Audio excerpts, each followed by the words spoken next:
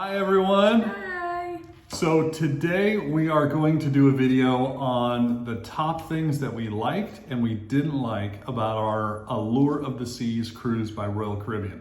We are going to do 11 things that we liked and 10 things that we didn't like. That way we can go out with a positive and we can come in with a positive. We're going to kind of bookend both ends of it with positivity. So that because we really did enjoy this cruise, it was a lot of fun. But there were some things that we wanted to address and kind of talk through in this video. So Ange and I have been on 10 cruises together with various cruise lines. We've been on Carnival, Norwegian, Disney, and Royal Caribbean. This is our second Royal Caribbean trip. Our first one was out of Puerto Rico on an Eastern Caribbean trip. We're both dual income, no kids. So our perspective is going to be a little bit different than some families or some people that have grown kids or people that are looking to have kids. Our perspective is a little bit different. We kind of enjoy our own company, you know, hanging out with each other. We look for activities and performances to entertain us. We really don't like laying out in the sun too much and getting a tan. So our perspective may be a little bit different than yours, but that's not a bad thing. This all makes us different and allows for more variety in cruising and allows for other opportunities and other cruise lines to put together different offerings of things that they could provide to meet the needs of different groups. So from our perspective, these are the 11 things that we loved about the cruise and the 10 things that we didn't love from our perspective. So the first thing that we loved about our cruise, number one, embarkation process. That was a breeze. Man, checking in on the app was so easy. You get your link to the app, you fill in your passport information, you take a selfie, you enter a credit card. All they do when you show up is verify your info against your passport and run you through the metal detector. I mean, before we knew it, we were walking onto the boat. What did you think of that embarkation process? Oh yeah, it was very smooth. Yeah, but it was great. There were no waiting groups. You didn't have to wait around for your group to be called. It seriously took us, a half hour from the time we walked in until the time we were walking on the boat? Yeah, it was very smooth. This was the smoothest out of any cruise line that we've ever been on. This was the best embarkation process. But you have to pick a time off. You do have to pick a time when you're coming on the boat and be there in time for it, and you have to make sure you meet that window. But it was great. So that was number one. That was our top favorite thing. The first thing we didn't like was that with 6,500 passengers on board, there should have been a lot of activities, and there were. But they didn't increase the floor space of the venues, just the number of venues. So for example, when you have a smaller ship of about 2,000 people and have bingo in a lounge that fits 100 people, you're servicing about 5% of your passengers. Well, Royal built a bigger ship, but didn't increase the size of the lounges, just increased the number of the same size lounges. So when you use the same size lounge, which in our example here of 100 people for bingo, you only service 1.5% of your passenger population. So it really felt that there weren't enough activities because everything was full all over the boat. Every activity that we went to was just standing room only. So they also, this kind of leads into another point on the same topic. Because they had to utilize the same show spaces for multiple performances, there were nights when the second performance was occurring and you had nothing to do. So we're used to ships where they have a different performance or show every night. And you could choose to go or not go, but there was always something after dinner to enjoy. But on this boat, there was really only 4 major shows for the 7 nights. There was the Mamma Mia performance, the ice skating show, the high dive show, and that Blue Planet show. Kenny James was there, but that wasn't really pushed very hard. I think we kind of stumbled upon his show. But in order to give everybody the opportunity to see all of these, Sunday and Monday alone were just dedicated to Mamma Mia. But when you watch it on Sunday, Monday, there's nothing for you to do. They don't really, I guess you could sneak back in and get into the Monday performance of Mamma Mia if you wanted to watch it a second time, if there was room. Yeah. But they don't really want you doing that. So Monday, there was nothing to do. So 2 or 3 of these nights, there was just no performance. There was nothing to do. And we felt like there was a lot of downtime on this boat for these reasons. You agree with that? Yeah, they had a lot of small places to go to, but the big performances. Yeah, and those were pretty full. We went to Disney Trivia, and it was standing room only. Yeah. Bingo, we walked away from because it was completely full and packed. Yeah. It was bad design. We're used to it being in the big performance center versus it was just in a small area. Yeah, a small little lounge that is the same size as it would have been on any other boat, not a boat that held 6,500 people. It's ridiculous. They could have sold a lot more tickets, I'm sure, too. Sure. If they would have used their big performance Royal, listen, you're losing a lot of money on bingo by putting it in these small spaces. If you would have put it in the big auditorium, you would have sold a lot more. Probably double the amount of money that they would have made. Yeah. So, all right, number two, our second item that we really, really liked, it's a huge boat. Man, this boat was big. It kind of goes in hand in hand with the last dislike, but it was a huge boat and there were lots of areas to see and lots of things to explore. We spent most of our sea days just poking around and touring and looking at the different areas of the boat. There were so many places. I think it wasn't until like the 4th day that we realized that there was like a little private balcony space that was public that you could go out onto that overlooked the Central Park. Yeah. And we sat up there a couple times, didn't we? Yeah, it was nice during the evenings with the cool breeze. Yeah, and you could hear the music and you could watch the people walking around in the Central Park area below, and nobody knew that those spaces were there. Yeah. It was really cool. It was a really cool private space. So we discovered a lot of those areas because this is just a huge boat and it's kind of like a scavenger hunt trying to find all those places. So the second area that we're going to bring up of dislike is that although Royal spent a lot of money designing their interior spaces and working through a lot of really cool things on the promenade deck and the Central Park deck, and even down where the theater was and the casino, they spent a lot of money and a lot of design there. The common areas felt very, very full. It's almost like they spent so much time creating like the Central Park center area that they forgot that normally they would have a cap on top and that would be extra space, a common area where people could be. So because of that, they lost that space on the top deck. And so the pool areas were very, very full. The Windjammer buffet was very, very full. The main promenade was always very full of people. There wasn't a lot of places to go and get away from other people because they had invested so heavily on putting in these interior spaces in and had not spent as much time or effort to put in the exterior spaces where people could get to. So every lounge chair was full all day long. Every pool was full. Every hot tub was full. It was hard to even go up on the top deck during the day because there was so many people up there, and there just wasn't enough space. So just a design choice that was made. Our number 3 pro, the thing that we liked, is because this boat is so big, there is very little motion. Wave motion is what I'm referring to, ocean motion. This was the smoothest ship that we have ever been on up until the very last day, which you would have seen in our videos. And that's not the fault of the cruise line. There was a tropical storm brewing off the western coast of Florida that was sending waves and wind our way. But days 1 through 6, you can even tell the boat was moving. Right. Even when you looked into the pools, and I've got some video I'll show right here, Even when you looked into the pool, normally the water would slosh back and forth. On this boat, the water stayed really, really still.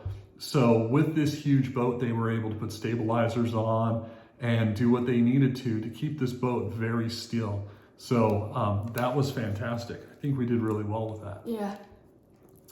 The number 3 item that we weren't thrilled with was that we really felt like a lot of the amenities on this boat were aimed at kids, specifically teenagers through young adults. Yeah. There was basketball, there was rock climbing, wave pools, zip lines, flow riders. There was all kinds of stuff. Miniature golf, all stuff for kids to do, teenagers and young adults.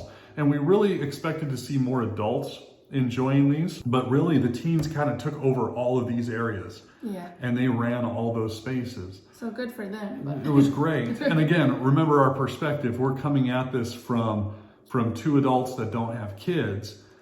We felt like a lot of the money that we spent on this cruise went to those resources, and a lot of that stuff we just didn't participate in, didn't appeal to us.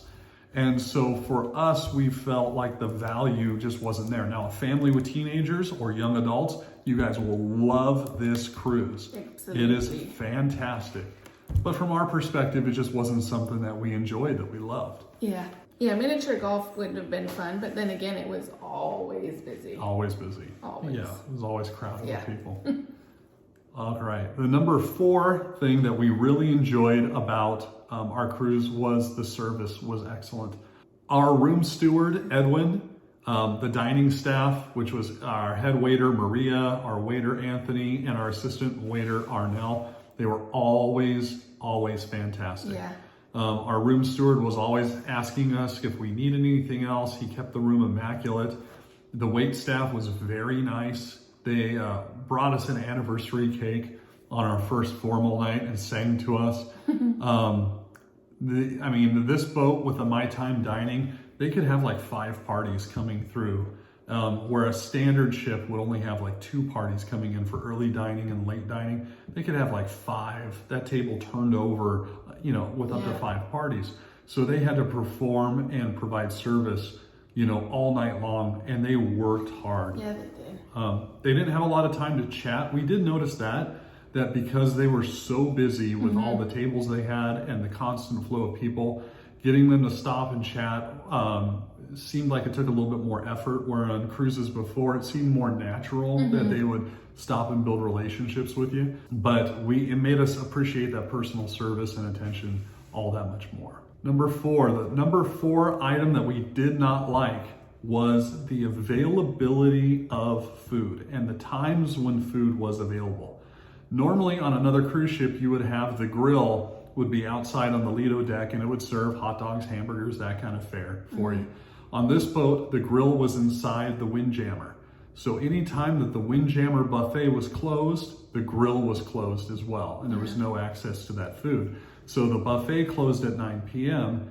You were done with that kind of food. The only food available after 9 p.m. was pizza, and there was a little coffee shop that served sandwiches that were really bready. Like wraps. And they weren't very good, didn't have a lot of flavor to them, but that was all the food that you could get from 9 p.m. until the morning, unless you ordered room service, which there was a fee for that.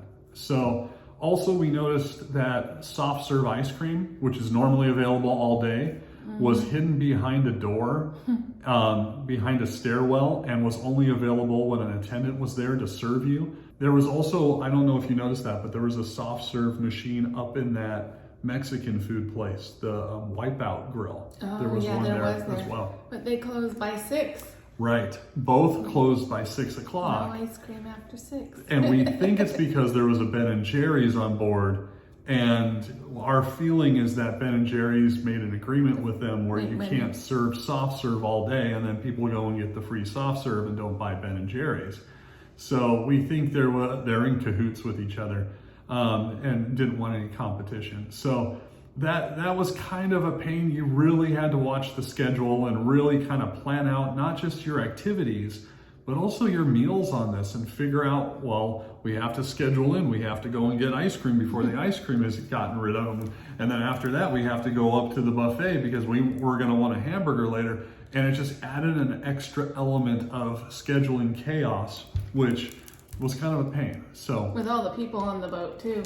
Yeah, I'm sure there were some hungry people. absolutely. Our number 5 point that we really liked was, it's a bigger ship. We're going to keep referencing that, but the number of pools and spas on the boat, there were 3 pools, and there was a kids area, like a splash area with octopuses that sprayed out water and all kinds of fun stuff that the little kids could play on.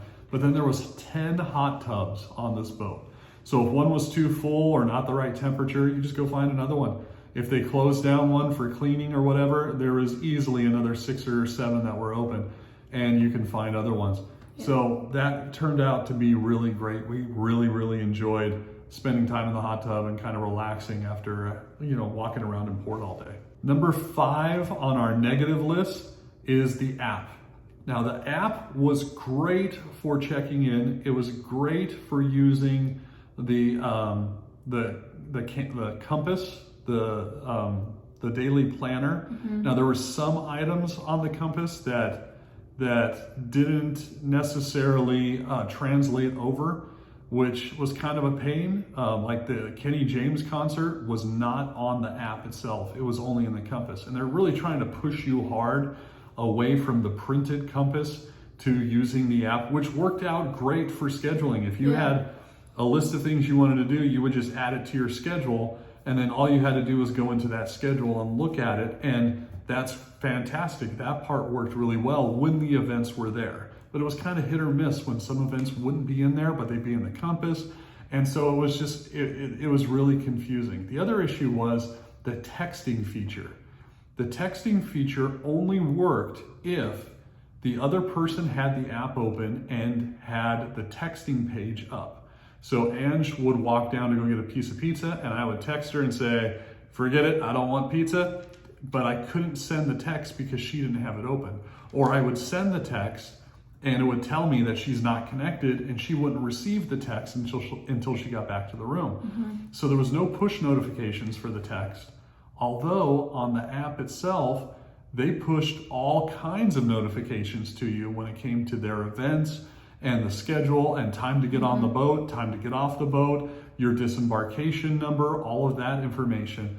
They really made sure all of that got pushed to you. But for text messages, there was no push. Yeah. So you would have no idea that you had a text message unless you opened the app, open up the text part, and went, oh, I've got text messages. Yeah. That was at least our experience. We don't know if other people have had a different experience with that, but that's the experience that we had with it. Number 6. On the pro side, the green spaces with live plants in the solarium and Grand Central Park was beautiful. Absolutely relaxing. So nice to walk through there. We didn't see a lot of people in there. It was kind of an underutilized space. We appreciate that Royal Caribbean did that. We really did. It was beautiful. And we saw caretakers come out like in the mornings, and they would weed and they would take care of the plants and replant anything that needed to be replanted. They really did take care of that. It was kind of underappreciated and underutilized by the rest of the people on the boat. I think in theory, it's a great idea. It was wonderful. It was a great space. But I think as far as areas of the ship that we spent the most time in, I think it was probably one of the least visited places for even us, let alone everybody else that was on the cruise as well. So, but it was beautiful. We appreciate the effort. The 6th negative is the rooms felt really small. And what I'm talking about is we're fine with floor space. We're fine with bed space, having a little couch. We have a balcony, so having that extra space, we intentionally choose balconies because that gives us a little bit of extra space, a little bit of ability to kind of open up that living space out into that deck or that balcony. But the lack of storage in this cruise cabin was completely different from some of the other cruises that we've been on. We've been on 10 cruises, and every cabin has been about the same up until this one.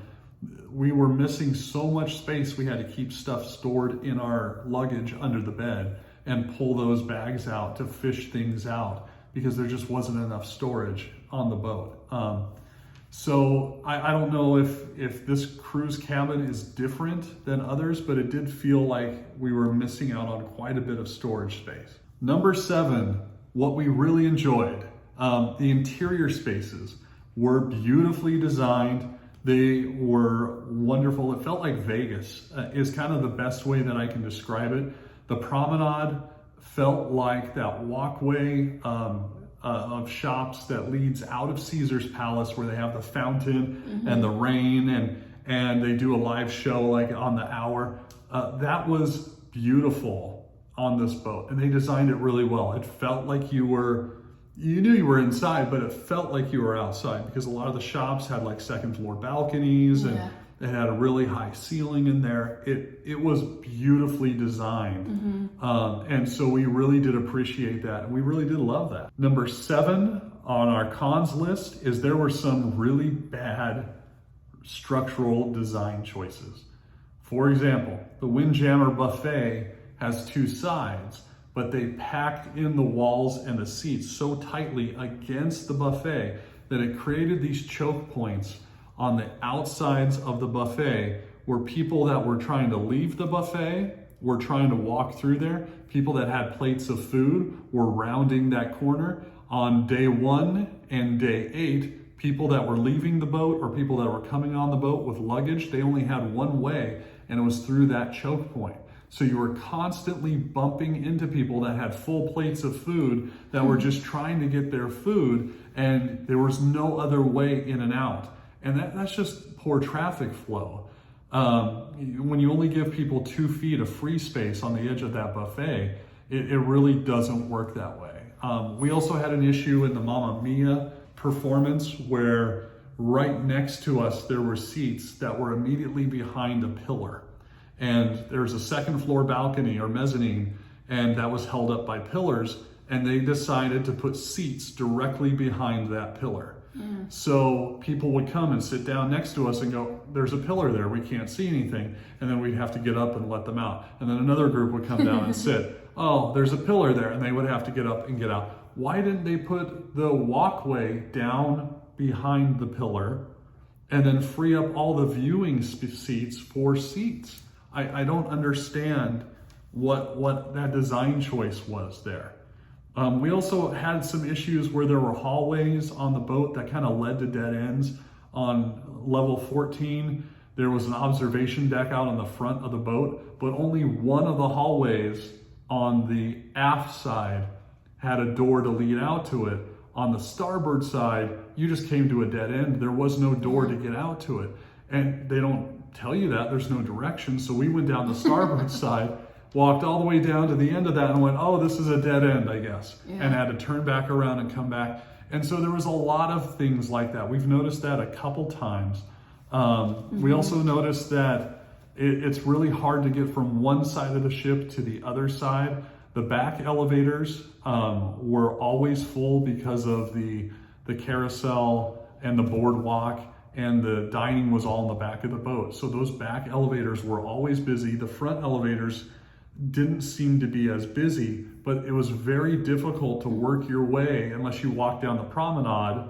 It was really difficult to get from the front of the boat to the back of the boat. Or if you went all the way to the top and came across and then went back down, but then you're using those back elevators again. So it just, some of the traffic flow was really difficult on this cruise. It was very confusing. Very confusing. Number 8. The 8th thing that we really enjoyed about this cruise was the walking track on deck 5.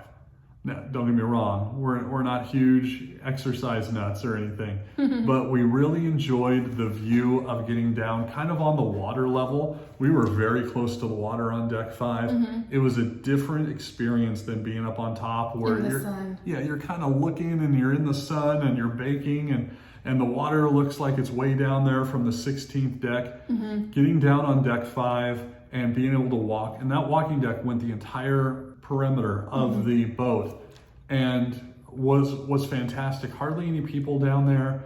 You could just walk and enjoy it, and it was shaded the entire way.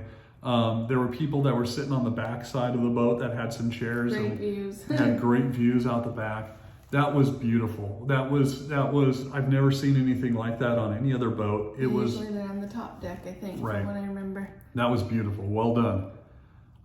Number 8 on the bad side was the food. Now, in general, if you picked thoughtfully and you followed the chef's recommendation, the food was pretty good. Yeah. However, what we found is that there were usually only 1 or 2 items on the menu that were really excellent, and a majority of the items were bland, overcooked, dried out. You know, most of the fish stuff that Ange got had very little flavor, which is kind of what Ange was trying to stick to.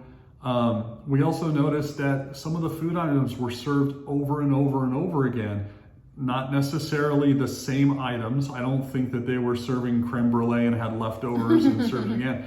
I think what they did is they bought 3 times the normal amount of creme brulee and just kept it on the menu and served it Monday, Wednesday, and Friday. So normally on other ships that we've been on, it's an entirely different menu every single time. You don't have repeats of the different items. But on this cruise, there seemed to be a lot of repeats. And for some things it was good, like escargot. I love escargot. I got to have that 3 times. Fantastic. But some of those items would show up again and again. You go, oh, I don't necessarily want this. Something different. Right, I'd like something different. So the food was okay. I'd probably give it like a 6 or 7 out of 10. I think it was okay, but not the best. Definitely not the worst. But, you know, not the best, and not as I remember it on the last Royal Caribbean cruise that we were on. Right. Number 9, the things that we really liked our tours. The Sloth Tour in Roatan by 2KS Adventures, the Mayan Temples by Chalk Ek Tours, and the Dolphin Swim that we took. We did that through the boat, Royal Caribbean. Yeah. We were pretty much on the ball when it came to booking our excursions. We booked early, but there were still some offerings by the boat that were a bit limited. And it could have been because there were 6,500 people on this boat. And so maybe those things fill up really, really quickly. Based upon what we noticed about the venues, I wouldn't put it past Royal to have just the same amount of tours as on a smaller boat, and once they're full, they're full. Yeah. So we did find a lot of options outside of the boat and through private tours, which was really good. We had a lot of opportunities for a lot of different excursions, and you could pick from different things, like just the 2KS Adventures. If you go on their website and look through all of their offerings, they've got, just in Roatan alone, all kinds of different things that you can do, any combination. You can even hire the guy privately, and you can pick and choose whatever you want to do for the day, and they'll take you around. Number 9, the 9th thing that we didn't like was the soda package. Now, we enjoy a coffee every once in a while. Soda is Ange's thing. I don't drink soda. So the way the soda packages worked is when you buy a soda package, you have to buy it for everybody in your cruise cabin. So when we booked, we initially thought we were going to do that, and then realized, I think the price was $125. Don't quote me on that. $125 per person. So for $250, we would have unlimited sodas for the whole cruise. And we ended up doing something different. We ended up taking a 12-pack with 2 12-packs in, and that was enough soda for Ange. I think we even brought some extra home. And then I brought some instant iced tea with me, and I was able to make decaf iced tea for the entire cruise. But what we noticed about their soda package is they used those soda machines with the pre-mixed soda. There were only a few places that you could go. I think we found one up in the Wipeout Cafe. We found 2 down in the Promenade, and 2 in the Windjammer. Well, remember, the Windjammer is only open for certain hours. The Wipeout Cafe is only open for certain hours.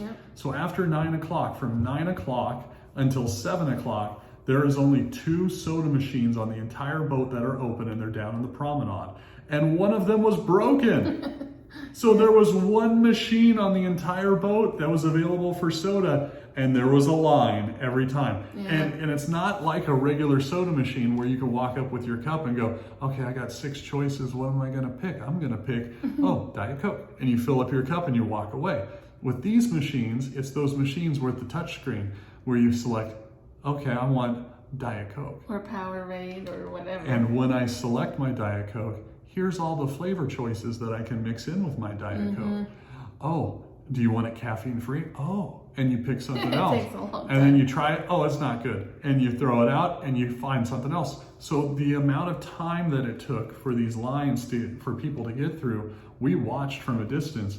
It was like astronomical. That is the biggest scam that I have ever seen. If you guys were serious about this soda card, you guys would have soda machines on every single floor available for people and have it available 24 hours a day, well stocked, not just one machine after 9 o'clock. That was crazy. And we will never buy the soda package. Do not buy the soda package. Not from that boat. No.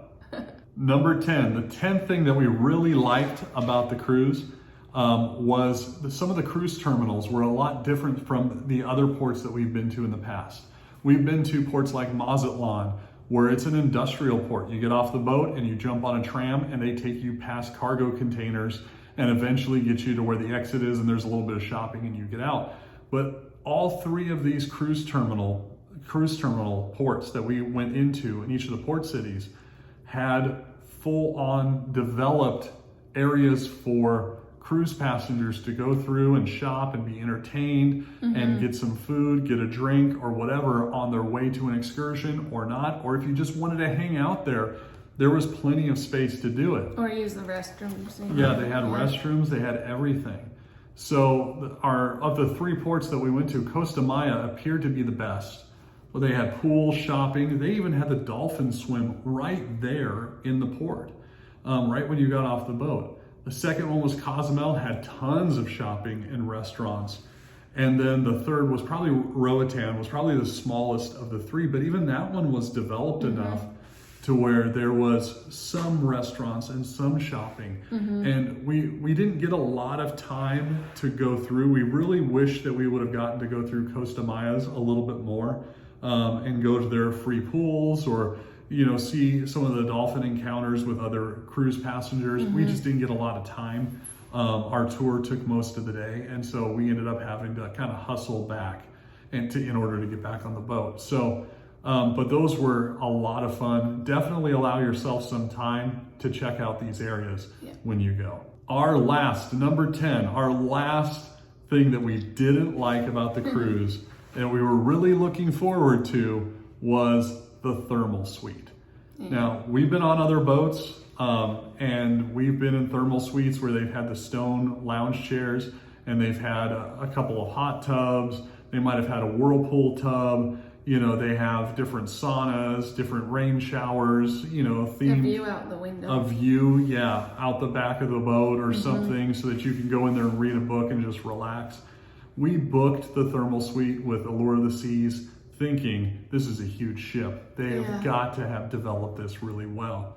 So when we got on the boat, and I think we paid $125 or $130 for each for that. I think so, yeah. For unlimited access. When we got on the boat, we went down to the spa. One of the very first things we did was we went down there to get the tour of it. And they took us on the tour and they showed us around and they showed us where the thermal suite was. And there were four Only. 4 stone lounge chairs. You're gonna fight with people over Right? that. Exactly. We're gonna sit on each other's laps. What are we gonna do there? They had 2 saunas, a wet and a dry sauna. There was, I think, 2 showers, but no hot tubs, no immersion water therapy of any kind. So I asked them, hey, do you guys have any hot tubs? And they said, no, you have to go up to deck 15 to the solarium and use their hot tub, and then you can come back down here and use the stone lounge chair. And we went, are you serious? It's a lot of money for that. Right? And there was no view. It was in this little tiny room. Yeah. So it was very claustrophobic. We were really disappointed that the thermal suite was not what we thought it was going to be. We've heard that Norwegian And we've been to the one on Norwegian. Our experience with Norwegian was very, very positive. And relaxing. Yeah. If you're looking for a thermal suite package, the Norwegian was fantastic. So number 11, and we're going to end this on a positive note because we did have a lot of fun. This was a great ship, a great cruise. We really enjoyed our time. On a positive note, the last thing that we really enjoyed, and there were so many more, but the last thing that we really enjoyed was the shows. The production value of these shows were absolutely amazing. Some shows were kind of hit or miss, but in general, we found that the Royal Caribbean shows were well funded, they were well staffed, they were designed to wow you. They did a lot of great work on the technical design, the physical design. Some of the best shows, the best show was the Ocean Area Aqua Diving Show. That show was amazing. Having divers, acrobats, tumblers, a little bit of comedy, but it was amazing. And then once you realize some of the technical stuff that they do, it just takes it up a whole other notch. Right? The next show that we really liked was the ice skating show. Being on such a small skating rink and watching them do lifts and spins and jumps on a rink that small was just absolutely amazing. Impressive, yep. It really was. And the third show that we really liked that really wasn't pushed or advertised very hard was seeing Kenny James perform. Yeah, it would have been nice if he had a couple shows. He was really good. He was very, very good. And we had a great time watching him. Loved his music. He was a fabulous entertainer. He kept us entertained. They only gave him 45 minutes. I know. Which we thought was a shame. They should have given him, if not more shows, they should have given him a longer show and at least promoted him. Nobody knew that he was going to be there. So the theater was kind of half full, which was a shame to him because he deserved a lot more than that.